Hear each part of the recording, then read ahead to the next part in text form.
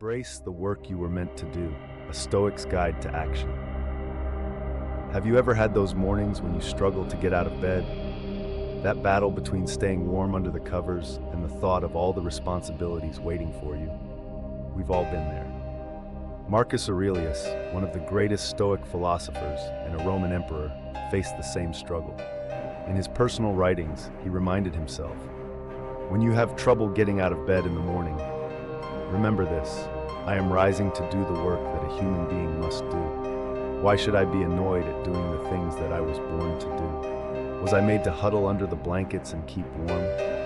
Yes, it feels good to stay under the covers, but were you born to feel good or to do things? Would you rather be lazy or push through and get things done?" The struggle is universal. Even Marcus, someone with great power and responsibility, had to wrestle with his own resistance. He faced days when he didn't feel motivated. He had mornings when he didn't want to get up, just like us.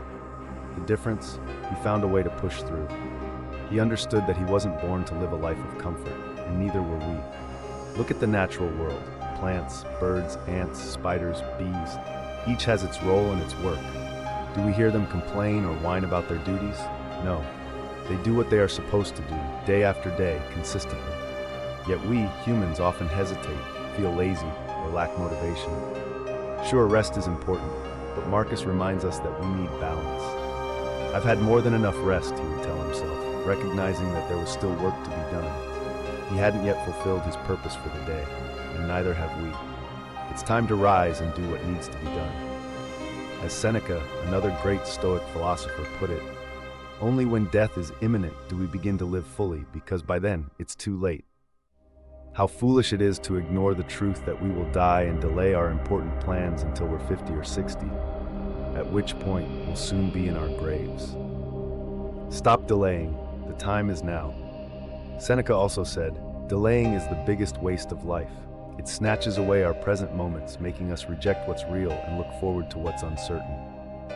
The greatest obstacle is our expectation of life's longevity. Each day that passes is a day of our lifespan shrinking.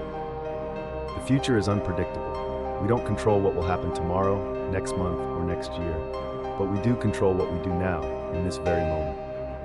Marcus put it bluntly, "Enough with the whining. Stop complaining." We are in charge of our lives, just as Marcus was in charge of his empire. And just like him, we have duties to fulfill. We know what we need to do, we just often don't feel like doing it. There's something inside us that pushes us to procrastinate, to avoid the tasks at hand. But true success, as Marcus and the Stoics understood it, comes not from doing only what's easy or enjoyable, but from completing what needs to be done, even when we don't feel like it. The discipline of doing what's necessary. Successful people understand that they are responsible for their own growth. They choose to endure a little discomfort each day, instead of facing the much greater pain of realizing years later that they haven't progressed at all. This is the essence of self-discipline, facing down the inner resistance, the negative emotions, and acting in spite of them. We all have the ability to wake up in the morning, even when we feel groggy. We all have the self-control to resist unhealthy cravings. We all have the courage to help a stranger, even when we feel scared. But we must acknowledge the inner resistance and keep going regardless.